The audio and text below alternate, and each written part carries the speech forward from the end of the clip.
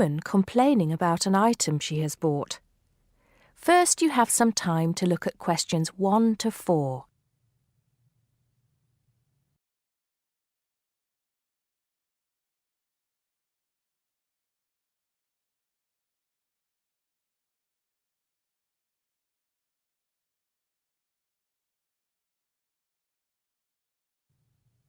Now we shall begin.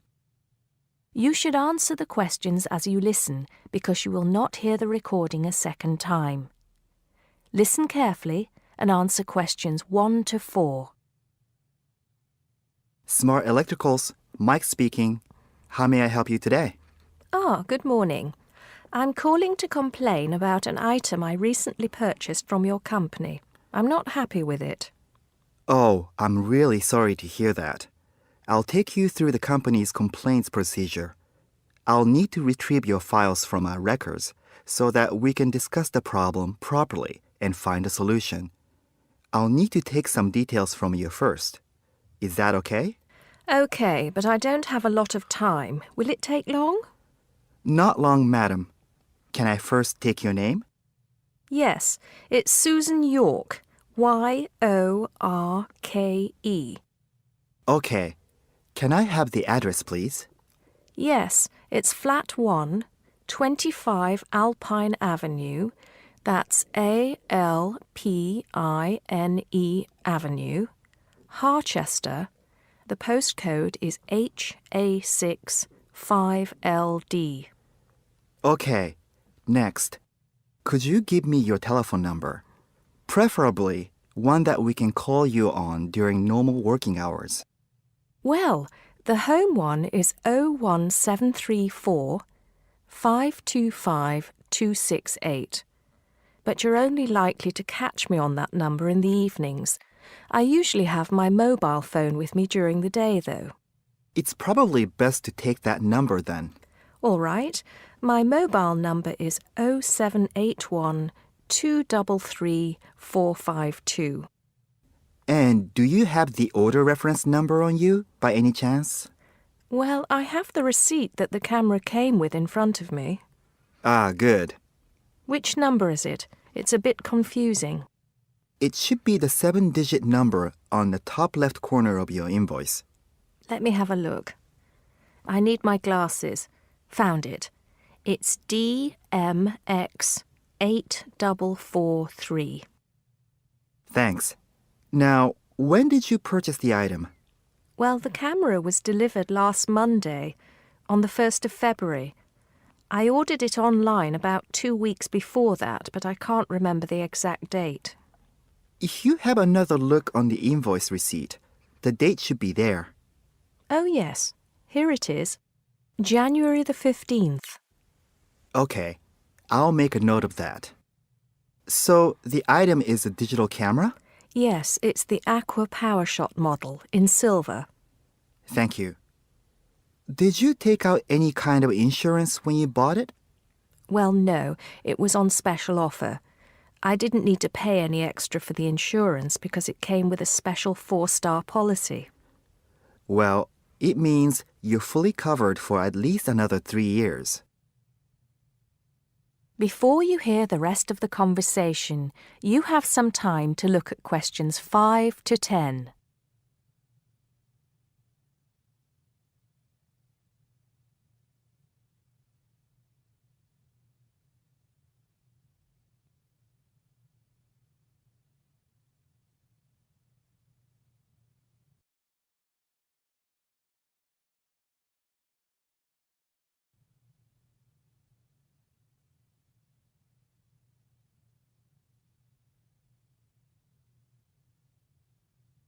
Now listen and answer questions 5 to 10.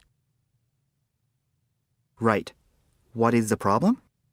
Yes, the first thing is that it came with 1 memory card in the box when there were supposed to be 2.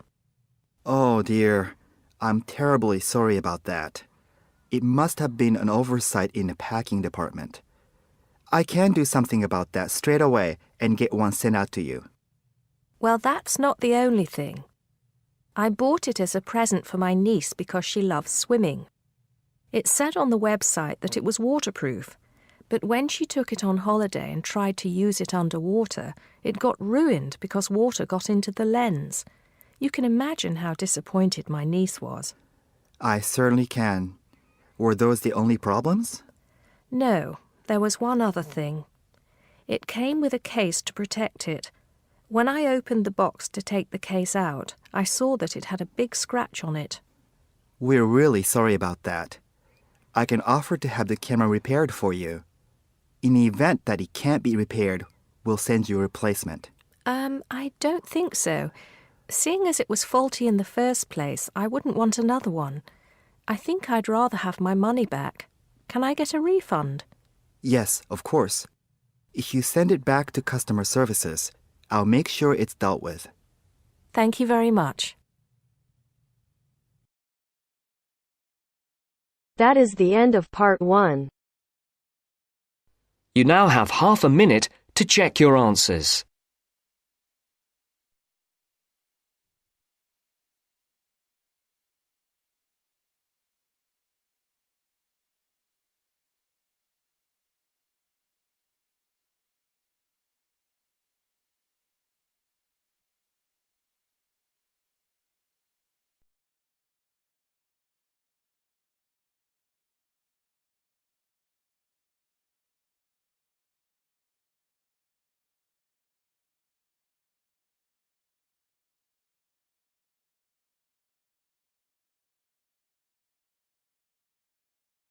Listen to the guided tour commentary and answer questions 11 to 20. You now have some time to read questions 11 to 20 first.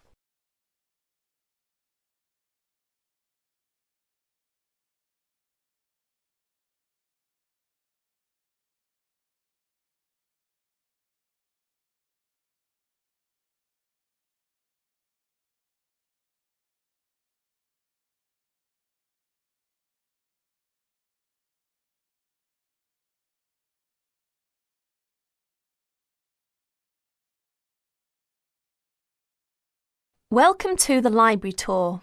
We'll begin our tour of this level of the library here at the entrance. Then we'll go in a clockwise direction. So, first of all, over here on the left, next to the entrance, is a touchscreen information service. These computers can be used at any time to get general information about the library and how it works. In front of the touchscreen information service are the catalogues. As you can see, it's a computerized catalogue system and it's very easy to use. The catalogues are linked up to the other libraries at the university, so make sure you check which library a book is in when you are trying to locate a particular item. Next, along here on the left, we have the circulation desk for borrowing and returning books. The returns area, the place for returned books and other items, is at the end of the circulation desk near closed reserve. Closed reserve, as most of you probably know, is a collection of books that are in high demand, so they are on restricted circulation. If a book is on closed reserve, you can only borrow it to use within the library for 3 hours at a time. Over there in the corner are the shelves for newspapers. The library has an extensive collection of local and international English language newspapers. They are kept on those shelves for 1 month and then stored elsewhere. As we continue on our tour, around to the right, this large central section is the reference section. Reference texts cannot be borrowed for use outside the library. They must be used within the library. All these shelves in the centre of this level are the reference section.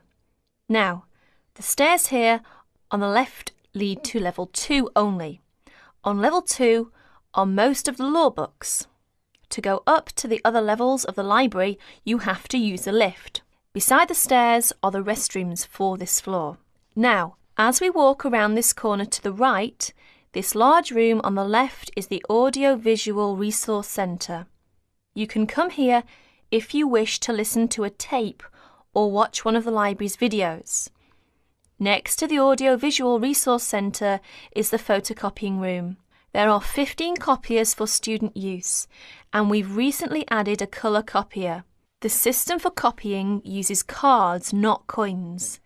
You can buy a photocopy card from the technician in charge of the photocopying room or from the information desk if he isn't here at the time. On our right, these work tables are for student use, especially for small groups to work together, or you and your colleagues can use the conference room, which is that small room there next to the lockers. You can work on group projects in the conference room without disturbing anyone, and there's a conference room on each level of the library. The round desk in front of the lockers is the information desk. If you need help using the catalogues or you need to organise a loan from another library, the information desk is the place to come. And finally, here, beside the exit doors, these two shelves contain current magazines and journals. Like the newspapers, they are kept here for a time and then stored elsewhere. OK, that's the end of the tour of this level of the library. I'll leave you to look around yourselves now, and if you need any further help, please ask at the information desk. That is the end of part 2. You will have half a minute to check your answers.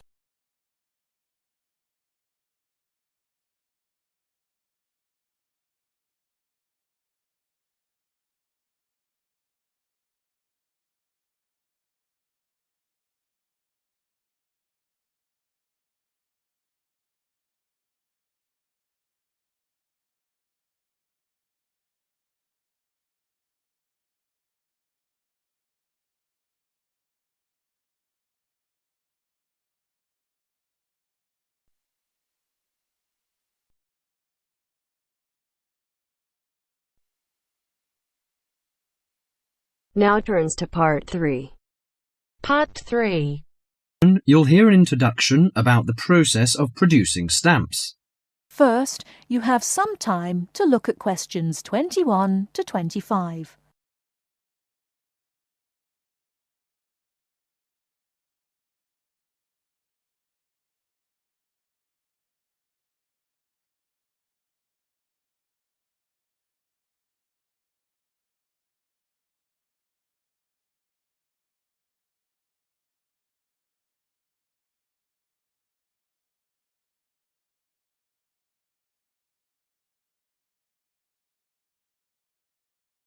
Now listen carefully and answer questions 21 to 25. Hello, and welcome to this week's edition of Tell Me More, the programme where you ask the questions and we provide the answers. And we've had a wide variety of questions from you this week. And the subject we've picked for you this week, in response to your many letters, is the production of postage stamps. And as usual, we've been doing our homework on the subject. So, who designs the postage stamps that we stick on our letters? Well, in Australia, the design of postage is in the hands of Australia Post. In Britain, it's the Royal Mail that looks after stamps, and it seems that both countries have a similar approach to the production process. We discovered, to our surprise, that it can take up to 2 years to produce a new postage stamp. Why is that, I hear you ask? Surprisingly, it can't be all that difficult to design a stamp. In fact, it isn't, but it seems it's a lengthy business. Firstly, they have to choose the subjects, and this is done with the help of market research. Members of the general public, including families, are surveyed to find out what sort of things they would like to see on their stamps. They are given a list of possible topics and asked to rank them. A list is then presented to the advisory committee, which meets about once a month. The committee is made up of outside designers, graphic artists, and stamp collectors. If the committee likes the list, it sends it up to the board of directors, which makes the final decision. Then they commission an artist. In Australia, artists are paid $1,500 for a stamp design and a further $800 if the committee actually decides to use the design.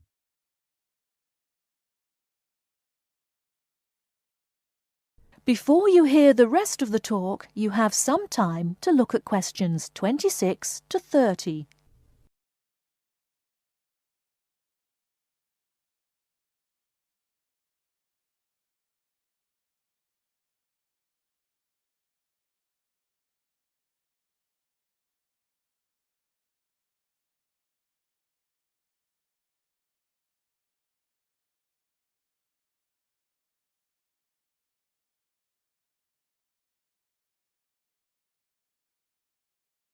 Now listen and answer questions 26 to 30.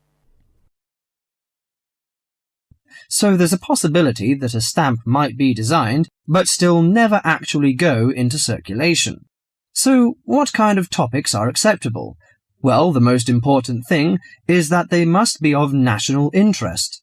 And because a stamp needs to represent the country in some way, characters from books are popular, or you often find national animals and birds. So, of course, the kangaroo is a favourite in Australia. With the notable exception of members of the British royal family stamps, no living people ever appear on Australian or British stamps. Every year, the Royal Mail in Britain receives about 2,000 ideas for stamps, but very few of them are ever used. One favourite topic is kings and queens. For instance, King Henry VIII, famous for his 6 wives, has recently appeared on a British stamp together with a stamp featuring each of his wives. But despite the extensive research which is done before a stamp is produced, it seems it's hard to please everybody. And apparently all sorts of people write to the post office to say that they loved or hated a particular series.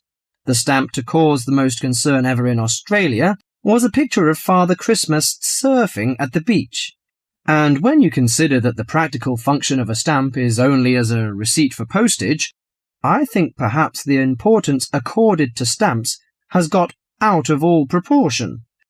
Well, that's all for today. If there's a subject you want us to tell you more about, drop us a line at...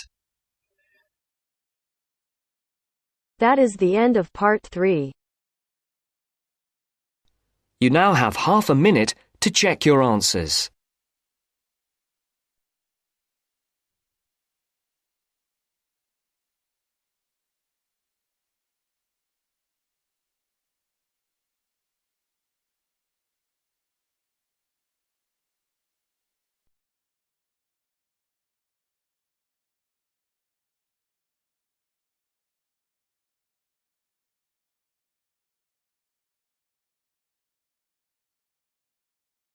Now turns to part 4.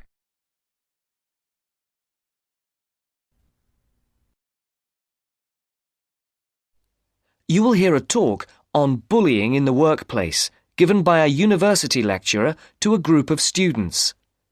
First, you have some time to look at questions 31 to 33.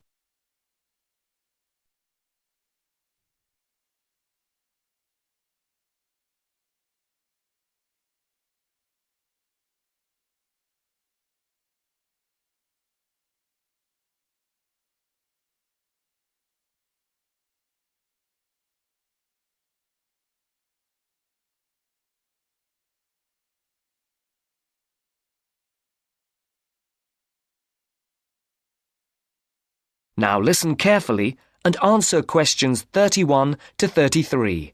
Complete the notes made by one of the students present.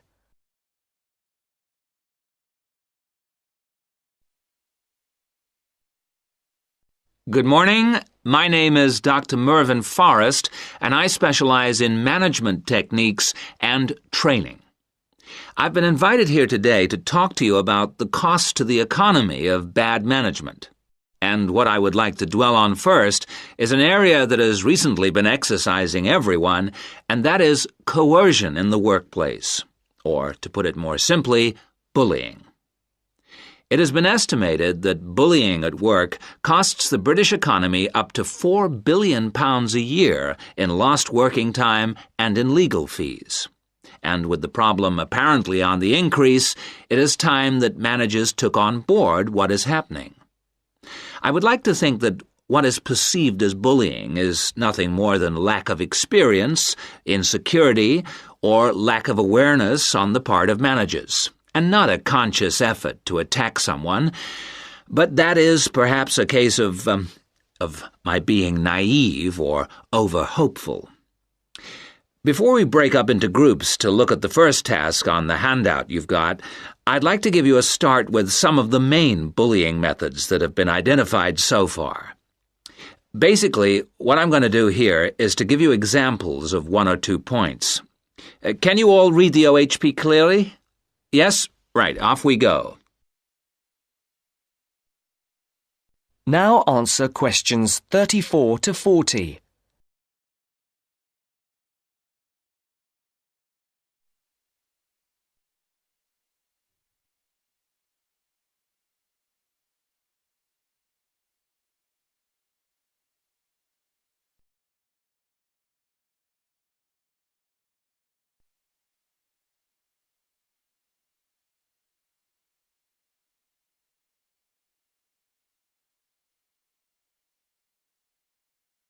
As you listen to the talk, complete the notes made by one of the students present. The first item on the list is giving people tasks which managers themselves cannot do and which are therefore impossible to achieve. This is, in fact, a very common strategy used by managers to manage their subordinates. It gives certain people a false sense of security as they watch others failing while they try to achieve the goals set. Another simple bullying technique is constantly moving the goalposts, especially when one's employees are in the middle of a task. This is not bad management, it is just plain stupid. All targets and goals set should be easily achieved within a realistic timescale. Sending memos to someone else criticizing the performance of a task where the individual has no way of replying is another common technique, especially when the manager concerned does not reply or makes it impossible for subordinates to contact him or her by not answering the telephone or not replying to emails. This is not the style of a sound manager, but rather the antics of someone with emotional problems. If you behave like that, don't expect your staff to respect you. And now, the technological bully. It is interesting how all tools designed to help can be turned into dangerous weapons. The urgent email bully is fast becoming a problem in the office.